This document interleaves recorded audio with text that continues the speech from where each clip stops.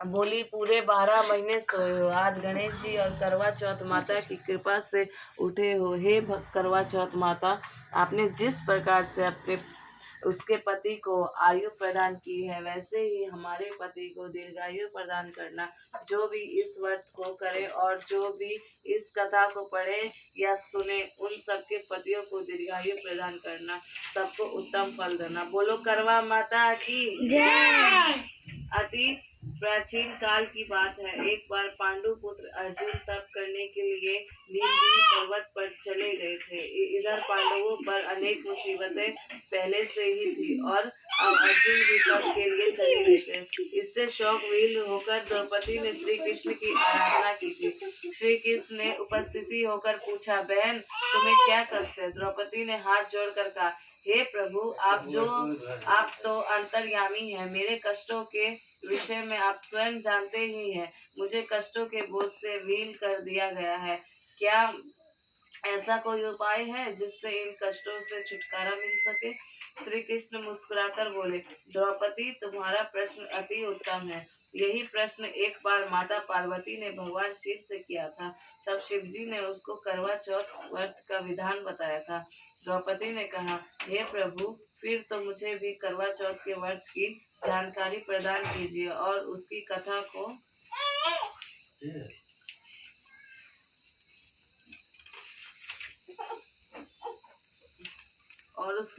को कहिए।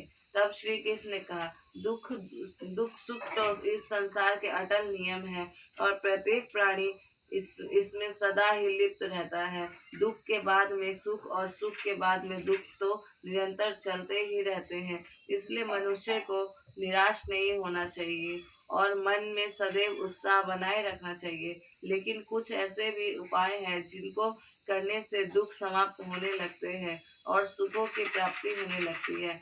इसी प्रकार का एक उपाय है करवा चौथ का व्रत। अब मैं तुम्हें अति उत्तम करवा चौथ की कथा सुनाता हूँ, इसे ध्यान से सुनो। प्राचीन काल में गुणी विद्वान धर्मपरायण एक ब्राह्मण रहता था। उसके 4 पुत्र तथा एक गुणवती नामक पुत्री थी। पुत्री ने विवाहित होकर चतुर्थी का व्रत किया, किंतु चंद्रोदय से पूर्व ही उसे शुद्धा ने व्याकुल कर दिया।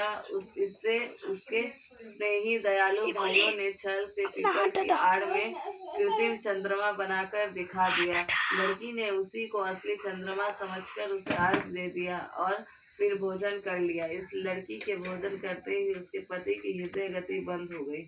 इससे दुखी होकर अन्न जल त्याग दिया। उसी रात्रि में इंद्राणी भूमि चरण करने आई।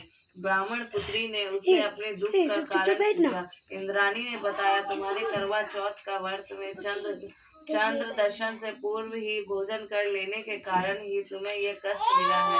तब उस लड़की ने अंजलि बांधकर विनय पूर्वक पूछा, हे माता, इससे मुक्त होने का कोई उपाय बताइए। इस प्रकार इंद्राणी ने कहा, यदि तुम विधि पूर्वक अगली करवा चौथ का व्रत करोगी तो तुम्हारा पति पुनर्जीवित हो जाएगा। कन्या ने ऐसा करने का वचन दिया था तो उसका पति पुनर्जीवित हो गया।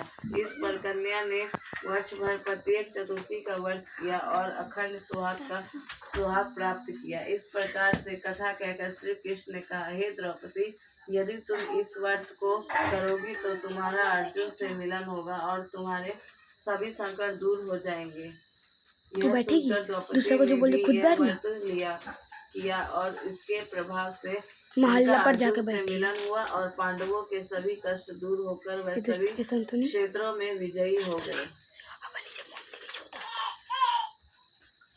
बोलो करवा माता की जय।